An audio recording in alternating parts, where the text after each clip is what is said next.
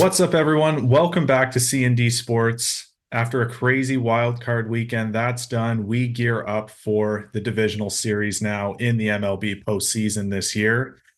And what a weekend we just witnessed. If this is the start of what the playoffs is expected to be, I am very excited to see what happens.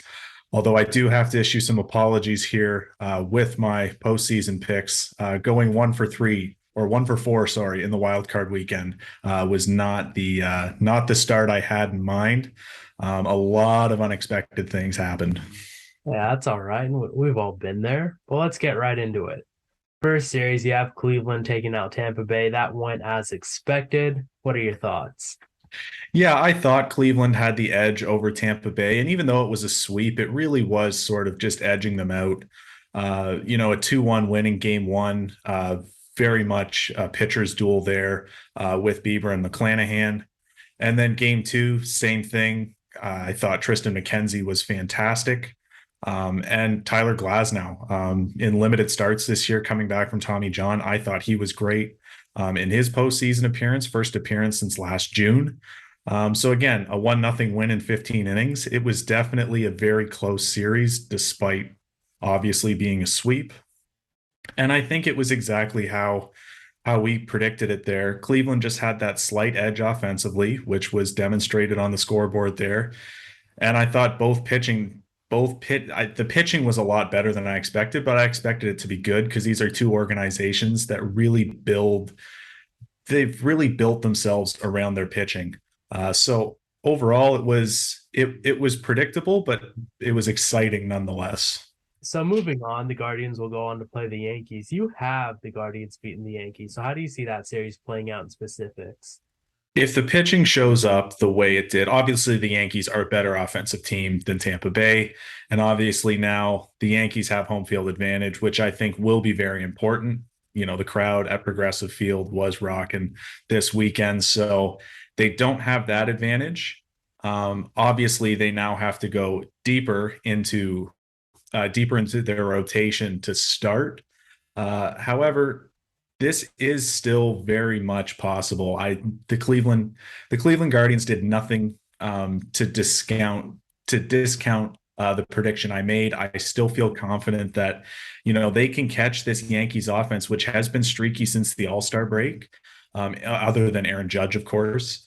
That's going to be the big factor. There are bigger offensive pieces that they will need to try to neutralize, like Judge, like Stanton, LeMahieu on a great day can be very intimidating. Anthony Rizzo, the list goes on. So this is definitely a better Yankees team than the Rays team that they faced. But still, they have all the capabilities in the world of taking out this Yankees team, who again have been inconsistent. The pitching in the second half of the season, especially over the last 30 days, has been better than the Yankees pitching. I haven't been too impressed with Garrett Cole. He's had moments where he starts games well, and then as he gets deeper into games and once guys are seeing him for the second and third time through the order, he does start to become a little predictable in that sense, and they do start to be able to hit off of them. And again, this is a Cleveland team that hits very well with the likes of Jose Ramirez, Stephen Kwan, Josh Naylor. Oscar Gonzalez is a very dominant power hitter, as you saw in that 15th inning walk-off shot in game two. So they have pieces that can win them this series.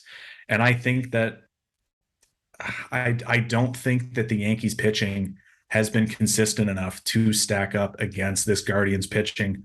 I still feel pretty confident that it will go a full 5 games. I think the Yankees certainly do deserve that.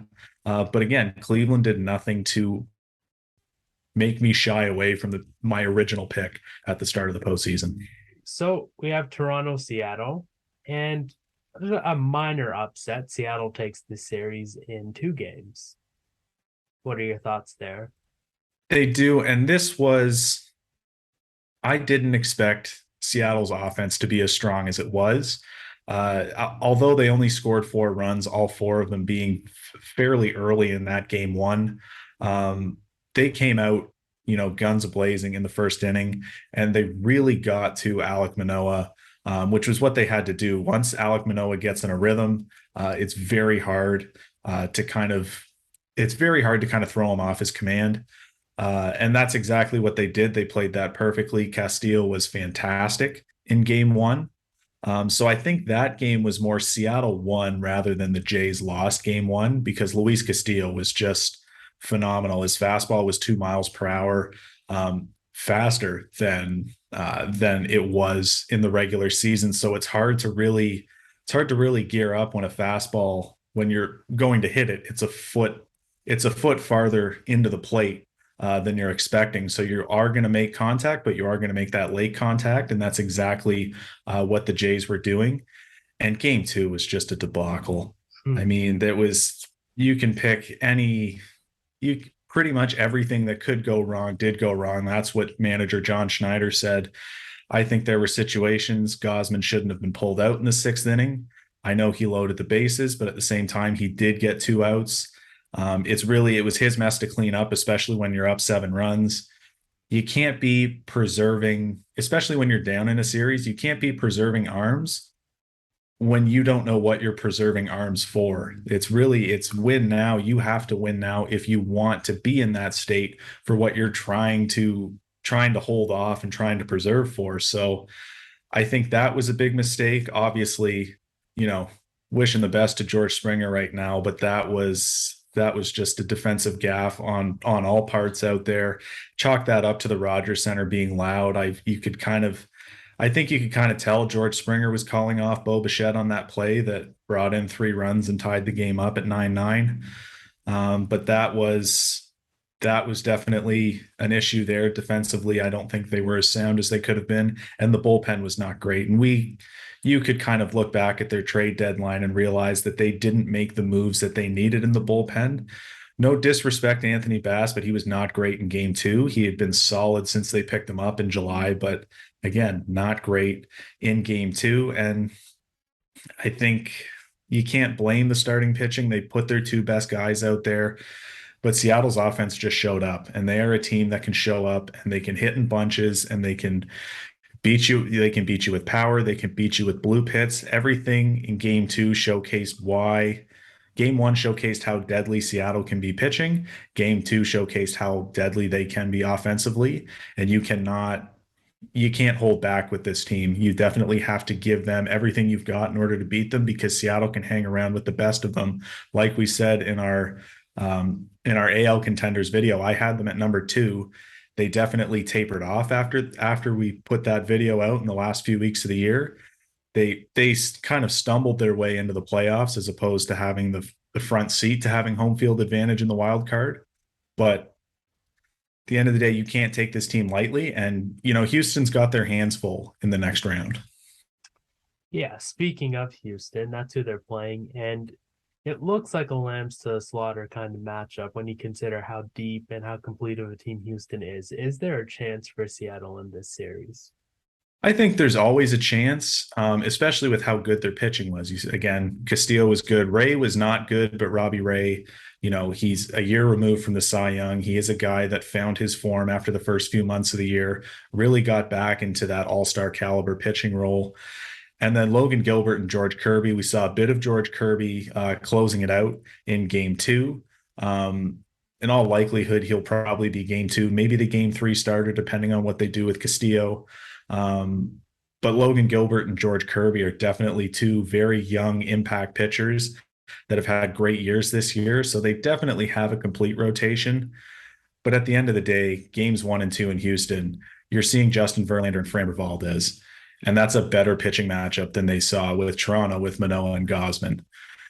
And then the offense, I think, is more complete. And that bullpen that Seattle fed off of in game 2, you're not going to easily feed off of this Houston bullpen, one of the best bullpens in baseball right now, led by the likes of Will Smith and Ryan Presley.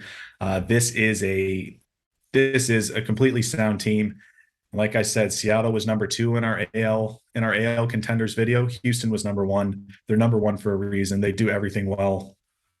Seattle didn't give me any reason. They impressed me, but they didn't give me any reason to think that they'll beat Houston. But again, everyone's got a shot in the postseason. That's why the Braves were the last team into the postseason last year, and they won the whole thing. So, Yep. And now let's move on over to the NL. We have the Phillies beating out the Cardinals. Yeah, Bryce Harper just had to rain on Albert Pujols and Yadier Molina's last ride there. But in all honesty, St. Louis's offense did not show up to score two runs at home in a best of three series over two games. It's not going to get it done. I the bullpen in game one, Ryan Helsley was the one that started that huge ninth inning debacle up 2-0, giving up 6 runs in the ninth. The bullpen was not there, and I can't say that Philadelphia's offense was necessarily there. You know, they showed up in the ninth inning, but until then they were being shut out, and they only won 2-0 in game two. So Philadelphia didn't, other than Zach Wheeler and Aaron Nola, were fantastic. They definitely impressed me. I thought making their postseason debuts, there'd be, especially in a very loud, very passionate stadium like Busch Stadium with the St. Louis Cardinals fans, I thought that would have played more of a factor into it.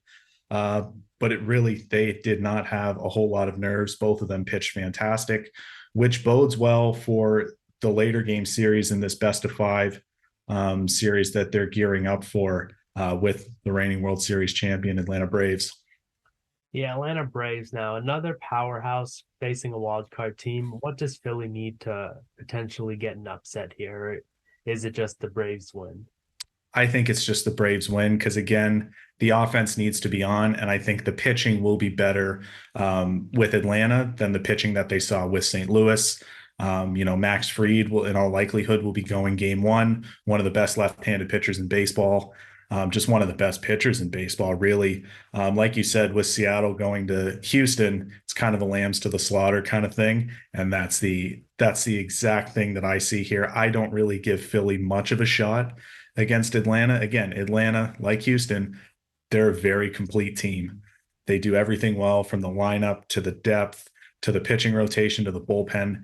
Everything is sound. They're a well-oiled machine, and I think the rest will certainly help them.